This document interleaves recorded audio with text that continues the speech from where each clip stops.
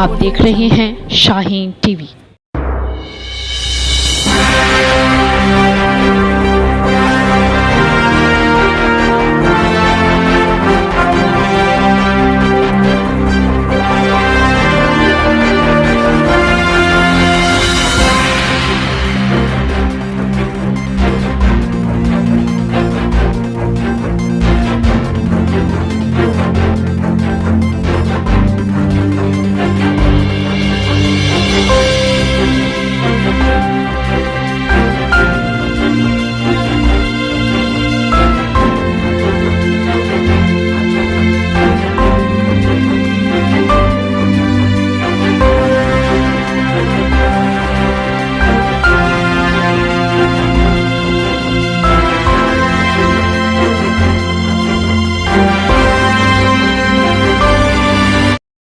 Shaheen TV. मैं इस वक्त मौजूद हूँ ठीक AIMIM की ऑफिस के बाहर, चूँकि आज यहाँ पर किशनगंज लोकसभा के लिए अख्तरुल ईमान जो मौजूदा अमौर से विधायक हैं, आज उन्होंने अपना पर्चा दाखिल किया है लोकसभा उम्मीदवारी के लिए। तो ऑफिस के बाहर लोगों का काफ़ी जमावड़ा है और नेताओं की सभाएं भी चल रही है और अभी नामांकन करके अपना वापस आ चुके हैं अपनी ऑफिस अख्तरुल ईमान, जो कि कुछ ही देर में जनता को संबोधित भी करेंगे। तो हमारे साथ कुछ लोग मौजूद हैं, मैं उनसे बात करता हूँ। सबसे पहले मैम, आपका नाम क्या है? मेरा नाम बुशरा सहानी हुआ। और आप कहाँ से? यही से? मैं पटना की धरती से आई हूँ, पाटलिपुत्रा लोकसभा से। मैं पहले RJD में थी, उस पार्टी को छोड़कर मैं अपने कौम को, अपने अकादत को बढ़ाने के लिए मैं यहाँ पे आई हूँ। आपने RJD को क्यों छोड़ा? ये बिहार की सबसे बड़ी लार्जेस्ट पार्टी है, काफी बड़ी संख्या में लाखों करोड़ों कार्यकर्ता हैं, तो फिर AIMIM की तरफ क्यों आई?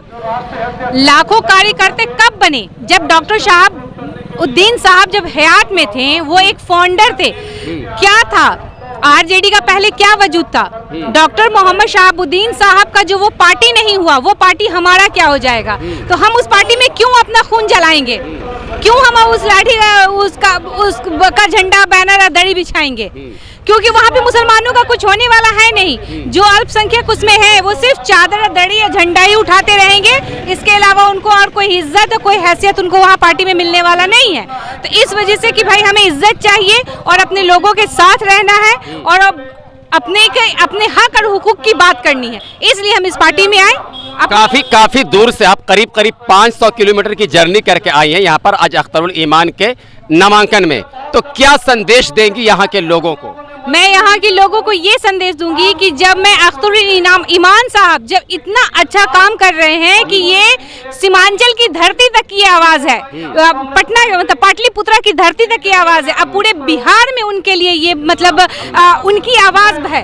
आप देख सकते हैं कि ओवैसी साहब जैसे पार्लियामेंट में आवाज़ उठाते हैं, वैसे ही बिहार के शेर अख्तरुल ईमान साहब, उनको भी चाहिए कि बिहार की आवाज़, जैसे आप देख सकते हैं अभी किशनगंज में एक कॉलेज खुलने वाला था, वो बंद कर दिया गया। तो इन सब सारी छोटी छोटी जो मुद्दाएं हैं, जो बिहार की मुद्दाएं, जो यहाँ के सो कॉल्ड पार्टी लोग जो वो कुछ नहीं कर रही है, कोई आवाज़ नहीं उठा रही। सीमांचल में जितनी भी परेशानियां हैं और जो यहाँ के लोग, सीमांचल लोग जो भूखमरी से, प्यास से, नदी तालाब से जो परेशान है, वो अख्तरुल ईमान साहब हैं जो यहाँ की आवाज उठाएंगे और पार्लियामेंट तक, दिल्ली तक पहुँचाएंगे। एक आखिरी सवाल मैम आपसे। अभी आप अपने भाषा में बोल रही थी कि हम आधी आबादी, पहले आपको कहा जाता था कि हम बहु नहीं बहुमत हैं, मतलब 45% है। तो किशनगंज की महिला में और जो अब पटना साइड के इलाके की जो पड़ती हैं, उसमें इसमें क्या फ़र्क देखती हैं? क्योंकि वो महिलाएं भी पॉलिटिकली उतना बाहर नहीं आती हैं या अपनी बातों को नहीं निकाल पाती हैं, तो उसके लिए क्या कुछ काम करना चाहिए आप जैसी महिलाओं को यहाँ रहकर? मैं पटना की धरती से चल के बिहार, सीमांचल की धरती पर इसीलिए आई हूँ कि मैं महिला, आधी आबादी, जो हमारी जो महिलाएं हैं, जो वो घर में रहती हैं, आप घर में रहिए, इज्जत आबरू से रहे, लेकिन जब भी आपकी हक और हुकूक की बात हो, आप लड़ जाइए। जैसे हमारे अख्तरुल ईमान साहब जो अपने हक की आवाज़ होती है, लड़ जाते हैं। बस उन्हीं के नक्शे कदम पे चल के आधी आबादी को भी लड़नी और अपनी आवाज़ बुलंद करनी है, तब बिहार की आधी आबादी या हमारी सीमांचल की आधी आबादी जो है, आज जो लोग उनको दबाने की कोशिश करते हैं, वो दबेंगी नहीं, वो डट कर रहेंगी। AIMIM कितना मजबूत दिख रही है आपको यहाँ पर? हम तो यहाँ आए हैं तो सुबह से ही निरीक्षण कर रहे हैं, निरीक्षण पे निरीक्षण कर रहे हैं। तो हम तो देख रहे हैं, हम फजर की नमाज पढ़ करके भाई हम बाहर निकल गए तो यहाँ के लोगों से जो पूछे कुछ तो हम देखें कि मतलब जनता की पुकार अख्तरुल ईमान। मैम आपका नाम क्या हुआ? जी मेरा नाम डॉक्टर फरजाना है। आप कहाँ से आई? हम भी आए फुलवारी विधानसभा के महिला अध्यक्ष हैं, वहाँ से खासकर इस बार यहाँ पर AIMIM के लिए यहाँ पे आई हैं आप लोग, तो क्या लगता है कि एक तरफ इतनी बड़ी ताकत है कांग्रेस की जो इंडिया गठबंधन है, दूसरी तरफ एनडीए गठबंधन यानी बीजेपी और नीतीश कुमार का गठबंधन है, तो ऐसे में AIMIM अपना झंडा गाड़ पाएगी? बिल्कुल गाड़ पाएगी, इसलिए कि बीजेपी जो इंडियन ये है इंडिया गठबंधन है उसको कौन पूछेगा। तो वो तुरंत 2 महीना में छड़प के इधर आते हैं नीतीश जी और 2 छड़प के उधर जाते हैं। उनको तो सब समझ गया कि डगरा पर का बैगन है, उनका कोई अब मूल भाव है। अरे वो जरूर है सीएम, लेकिन सीएम का कोई उनका मर्तबा नहीं देता है, सिर्फ समझता है कि ये भगेड़ू है, कभी इधर भागते कभी उनका भागते। रह गया कि हम इसलिए आए हैं यहाँ बिहार के धरती से, पाटलिपुत्र के धरती से चलकर सीमांचल में, कि हम सीमांचल के जितने माँ बहनें हैं जो घर से बाहर नहीं होती हैं वो हम कैंपेन करेंगे और डोर टू डोर जाके हम अपने महिलाओं को जागरूक करेंगे और कहेंगे कि अपने घर से बाहर निकलकर अपने कामों को बहुत कम समय में समटाकर अपने घर से बाहर निकले और अपने हक हुकूक के लिए लड़े।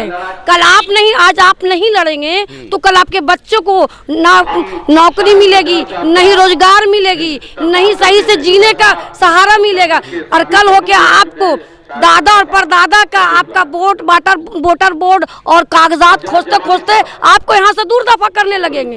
सबसे बड़ा पॉइंट है CCA जो लागू हो रहा है खासकर हम लोग के लिए। यहाँ पर आप अपने भाई अख्तरुल ईमान के लिए जो इतना दूर से आई हैं, तो क्या रिश्ता है? अख्तरुल ईमान को मजबूत करना है या AIMIM को मजबूत करना है, या सीमांचल के लोगों को ये बताना है कि आपको अपनी लड़ाई कितनी ताकत के साथ लड़ना, जैसे हम पटना के नारी लोग लड़ते हैं? जी यहाँ पर इसलिए अख्तरुल ईमान साहब भी हमारे MIM के राष्ट्रीय सदर हैं। जब हमारे ओवैसी साहब राष्ट्रीय सदर हैं तो हम उनके लिए हैं, तो हम उनसे ही तो हमारे सदर ईमान साहब अख्तरुल ईमान साहब हैं। बिहार के नेतृत्व पे भरोसा है अख्तरुल ईमान पे? बिल्कुल ईमान पर भरोसा नहीं, बल्कि उनको ये ईमान है कि अपने दबे कुचले और जितने भी तरह के जुल्मों सितम से जो लोग घिरे हुए हैं उनको निकालने का पार्लियामेंट में जाके भेजेंगे जिताकर। वहाँ सब जुल्मों सितम से अम्बेडकर वादी बन है हम लोग, और अम्बेडकर की बात करके सबको निकालेंगे, और CA की जितनी भी हैं सब हम लोग एकजुट के उसको लागू नहीं होने देंगे। मेरे साथ रहमत भाई भी मौजूद हैं, अररिया के जिला अध्यक्ष, और आज अख्तरुल ईमान के नॉमिनेशन में पहुंचे हैं। सीमांचल के शेर तो कहे जाते हैं अख्तरुल ईमान, सांसद में शेर बनेंगे? देखिए शेर तो शेर ही होता है ना, चाहे वो चंबल के जंगल में हो चाहे बीहट के, शेर तो शेर होते हैं ना। याद कर लीजिए अख्तरुल ईमान साहब बड़े वोटों से जीत रहे हैं। आप देख लीजिए एक तरफ नकारा है और एक तरफ कौवा है। नकारा और कौवा की लड़ाई में ये आप क्लियर कर दीजिए। नकारा जनता समझ रही है, नकारा कौन है कौवा कौन है। अच्छा। न किशनगंज की जनता कौवा को वोट देगी न नकारा को वोट देगी। किशनगंज की जनता अगर किसी को वोट देने जा रही है तो अख्तरुल ईमान को देने जा रही है। अख्तरुल ईमान किस बिना पे? मुद्दा क्या है? हक हकूक की लड़ाई, ईमानदारी, खुददारी, जनता के लिए वफादारी, ये हमारा सबसे बड़ा मुद्दा है। ये तो कांग्रेस भी कह रही है ना कि हम नफरत के बाजार में मोहब्बत की दुकान खोलेंगे। मोहब्बत की दुकान अगर खोलना है तो मुख्तार अंसारी को जुडिशियल कस्टडी में जहर देके मार डाला योगी की सरकार। कहाँ गए राहुल गांधी की मोहब्बत की दुकान? क्यों नहीं गए मुख्तार अंसारी के परिवार का आंसू पोंछने के लिए? भाई वही मुख्तार अंसारी है जिनके दादा कांग्रेस के प्रेसिडेंट रहे हैं। आप उससे पल्ला झाड़ रहे हो क्योंकि उसका नाम रहमत अली से मिलता जुलता है, मोहम्मद से मिलता जुलता है। तो याद रखो ईमानदारी और खुददारी जनता देख रही है, और जनता अख्तरुल ईमान साहब और ओवैसी साहब के हाथ को मजबूत करेगी। मास्टर मुजाहिद वो कितना भारी पड़ेंगे? दोनों कैंडिडेट कोचाधामन के हैं, दोनों का जन्म स्थान कोचाधामन। अब एक लड़ाई मजबूत। एक बात बताइए, ये चुनाव पार्लियामेंट का है और पार्लियामेंट के चुनाव में जो लड़ने वाले उम्मीदवार होते हैं वो शीर्ष नेतृत्व के हिसाब से लड़ते हैं। तो जिस पार्टी के वो है उस पार्टी के नेता का कोई ठिकाना है? डगरा का बैगन है। कभी मसाल लेके मोदी का विरोध करता है और कभी कहता हम मोदी के साथ है, कहीं नहीं जाएंगे। ये तो नेताओं की आदत होती है, दल बदल होता ही है। ये कहाँ बैरिस्टर सिस्टम में सर, बैरिस्टर असदुद्दीन ओवैसी साहब की कहाँ है ऐसी आदत, बता दो ना। ये नहीं लेते ना, मुस्लिम की राजनीति करते हैं। सर जी, मुस्लिम हिंदू की नहीं, हमारे बैरिस्टर साहब संविधान की राजनीति करते हैं, हिंदुस्तान की राजनीति करते हैं, दबे कुचलों की राजनीति करते हैं।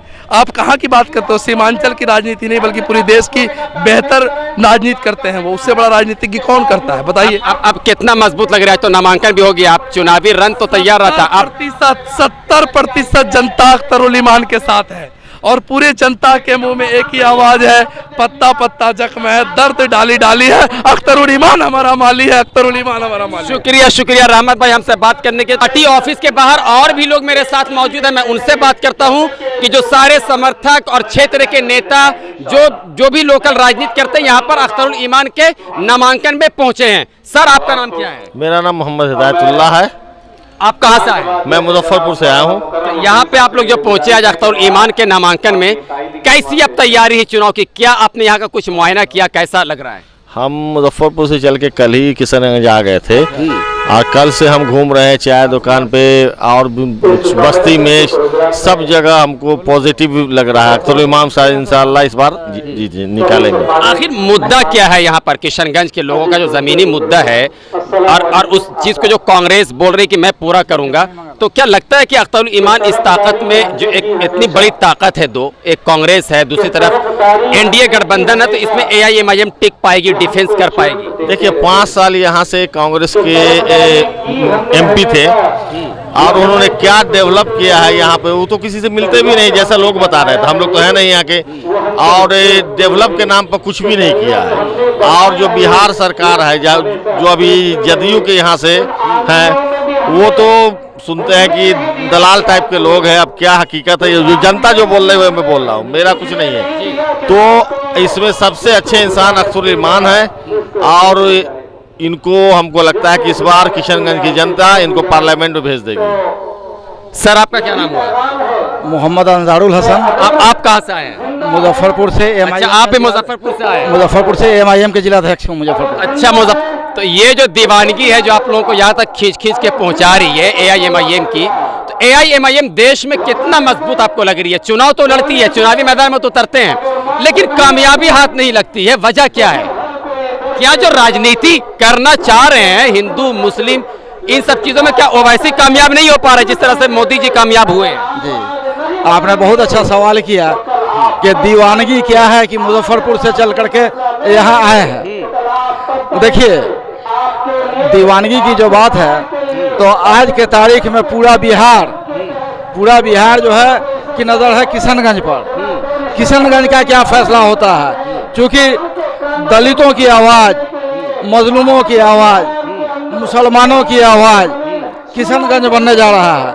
यहीं से आवाज़ उठेगी। इंसाफ की लड़ाई की शुरुआत यहीं से होने जा रही है। इसलिए पूरे बिहार के गरीबों का, मजलूमों का निगाह जो है किशनगंज पर टिका हुआ है। सारी पार्टियों की पैनी निगाह किशनगंज पर बनी हुई है। उसकी सिर्फ वजह शायद यही है कि हैदराबादी भाईजान की यहाँ एंट्री है। उनका नजरिया अलग है। जो आपने कहा कि सारी पार्टी का निगाह किशनगंज की तरफ है, उनके पेट में दर्द हो रहा है कि दलितों की, मुसलमानों की, अल्पसंख्यकों की। इसके लिए तो दर्द नहीं हो रहा कि यहाँ बिरयानी बनना शुरू हो जाएगी। क़यादत खड़ी होने जा रही है मुसलमानों की, इसके लिए दर्द हो रहा है। इसलिए सारे लोगों की नज़र ये था कि 5 विधायक जब जीते थे तो 4 को तोड़ लिया था, इनको परेशानी हो गई थी। शिवसेना से वहाँ गठबंधन करते हैं, लेकिन मुसलमानों से गठबंधन नहीं करेंगे। अब 5 जब जीता तो उसमें के 4 को खरीद लिया और बेईमान बिक गए। इसलिए तो सर आखिर 4 विधायक एआईएमआईएम का टूटे क्यों? कहीं ना कहीं एआईएमआईएम अपने आप को कमजोर हुई तब तो टूटे। कमजोर नहीं, जो कैंडिडेट टूटे थे उनके दिल में लालच आ गई थी, सत्ता का सुख भोगना चाहते थे वो, इसीलिए वो अपने ईमान को, धर्म को, सबको बेच दिए। तो क्या कैंडिडेट को चुनने में कोई गलती की एआईएमआईएम ने? अब किसी के निशानी पे तो लिखा नहीं रहता है कि कौन चोर है कौन साध है, लेकिन इस बार इंशाल्लाह एमआईएम बिहार में अच्छा परफॉर्मेंस करेगी और बहुत हम लोग इस बार 16 जगह से कैंडिडेट अनाउंस करेंगे। इंशाल्लाह बहुत अच्छी हम लोग बिहार से 16 जगह पे आप लोग चुनाव लड़ेंगे, 16 सीटों पर इंशाल्लाह। कितनी सीट जीत कर आएंगे? क्योंकि एक बड़ी पार्टी है आरजेडी, उसको भी अभी सर्वे में 7 से 8 सीट मिल रही है। जहाँ तक आरजेडी का बात है, आरजेडी कहाँ बड़ी पार्टी है? पार्लियामेंट बिहार के लिए मैं बात कर रहा हूं। क्या एक भी उनके एमपी है? विधानसभा के जनाधार के आधार पर विधानसभा में MY समीकरण के हिसाब से है। अब बताइए, वाई को तो पूरे भागीदारी दे रहे हैं। तो कहीं ना कहीं जब आप ही MY की जब बात कर रहे हैं, मतलब मुस्लिम और यादव की, तो कहीं ना कहीं मुसलमानों का उनके ऊपर भरोसा है, तब तो उनके साथ जा रहे हैं। फिर ओवैसी पे ये भरोसा क्यों नहीं बन पा रहा है? देखिए, अभी तक तो नहीं बन पा, लेकिन अब तो बन रहा है ओवैसी पर। पहले 2019 में जो MIM का जो यहाँ पे स्ट्रेंथ था बिहार में, आज 2024 के स्ट्रेंथ में जमीन आसमान का फर्क है। अब मुसलमान समझ गया है कि हम लालू यादव का दरी नहीं बिछाएंगे। जो लालू यादव शहाबुद्दीन साहब का नहीं हुआ, वो मुसलमान का क्या होगा? लालू यादव तो सिर्फ अपना भाई, बेटा, बेटी, बीबी इसी में रह गया। सबको वहीं भेजना है, बाकी मुसलमान उनका धरी या चौकी उठाता रहे और ये लाज करता। तो क्या पूरे बिहार में भरोसा जीत पाएंगे मुसलमानों का सदुद्दीन ओवैसी? इंशाल्लाह जरूर जीत पाएंगे। अभी तो पार्लियामेंट 25 का इलेक्शन भी है, इंशाल्लाह देखिएगा आगे क्या होता है। ठीक, शुक्रिया बात। तो ये थे रहमत भाई हमारे साथ, ये 2 महिलाएं थी जो अख्तरुल ईमान के लिए पटना से चलकर यहाँ पहुंची थी उनके नामांकन में, जो कि आज पर्चा दाखिल किया है। और दूसरे चरण में 26 अप्रैल को यहाँ पर मतदान डाले जाएंगे। और ऑफिस के ठीक पीछे आप जो ये जमावड़ा देख रहे हैं, गाड़ियों का तांता लगा हुआ देख रहे हैं, वो सिर्फ इसलिए है कि आज अख्तरुल ईमान अपना पर्चा दाखिल करके आए हैं और कुछ ही देरों में वो यहाँ पर जनता को संबोधित भी करेंगे। लेकिन जब 26 अप्रैल को मतदान डाले जाएंगे, जनता जनार्दन है किस पे भरोसा जताती है, ये देखना बड़ा दिलचस्प होगा। कैमरामैन साबिर के साथ मैं मुशफिक खान, शाहीन टीवी बिहार, किशनगंज। आप देख रहे हैं शाहीन टीवी।